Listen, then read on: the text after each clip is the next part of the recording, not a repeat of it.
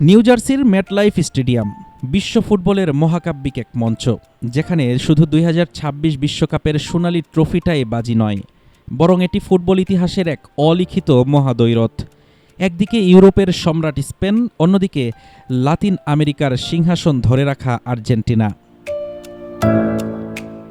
ঠাসা ক্রীড়াসূচির কারণে যে ফিনালিসিমা আলোর মুখ দেখেনি, ফুটবল বিধাতা যেন নিজ হাতে সেই চিত্রনাট্য তৈরি করেছেন বিশ্বকাপের ফাইনালে। এটি কেবল দুই দেশের লড়াই নয়, এটি ইউরো চ্যাম্পিয়ন বনাম কোপা আমেরিকা চ্যাম্পিয়নের অলিখিত শ্রেষ্ঠত্বের যুদ্ধ। ফয়সালা হবে একটাই, ফুটবল দুনিয়ায় শেষ কথা কারা বলবে, ইউরোপীয় নিখুঁত ট্যাকটিক্স নাকি লাতিন আমেরিকার চিরন্তন শৈল্পিকতা। উয়েফা ইউরো ২০২৪ জয়ের পর থেকেই স্পেনের এই দলটি উঠছে। কোচ লুইস দে লা ফুয়েন্তের অধীনস্থ লা রোজার আধুনিক ফুটবলের সংজ্ঞা বদলে দিয়েছে। উইং ধরে লামিনে ইয়ামাল আর নিকো উইলিয়ামসের বিধ্বংসী গতি আর মাঝমাঠে রদ্রির নিখুঁত নিয়ন্ত্রণ, স্পেনের এই ফুটবল যেন এক সুশৃঙ্খল ল্যাবরেটরির বৈজ্ঞানিক ফর্মুলা।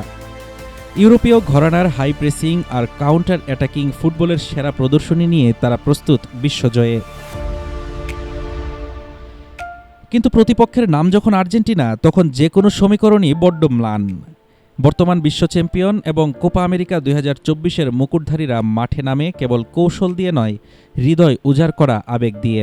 লিওনেল মেসির জাদুকরী ছোঁয়া, লিওনেল স্কালোনির মাস্টার ক্লাস ট্যাকটিক্স আর লাউতারো এনজোদের আগ্রাসী ফুটবল, লাতিন আমেরিকান সাম্বার সেই চেনা রূপ। ২০২২-এ ইউরোপের আধিপত্য ভেঙে ট্রফি লাতিন আমেরিকায় এনেছিল আলবিসেলেস্তেরা। এবার সেই সিংহাসন ধরে রাখার মিশন। টানা ৪ বিশ্বকাপে ইউরোপের রাজত্বের পর লাতিন আমেরিকা আবার মাথা তুলে দাঁড়িয়েছে। স্পেন জিতলে প্রমাণিত হবে ইউরোপীয় ক্লাব ফুটবলের কাঠামোগত শ্রেষ্ঠত্ব, আর আর্জেন্টিনা জিতলে প্রমাণ হবে ফুটবল মাঠে আবেগের চেয়ে বড় কোনো ট্যাকটিক্স নেই। সোনালি ট্রফির সাথে মহাদেশীয় অহংকারের এই লড়াইয়ে শেষ হাসি হাসবে কে? উত্তর দেবে মেটলাইফ স্টেডিয়ামের সবুজ গালিচা। হাফিজুর রহমান তুষার, ঢাকা টুডে।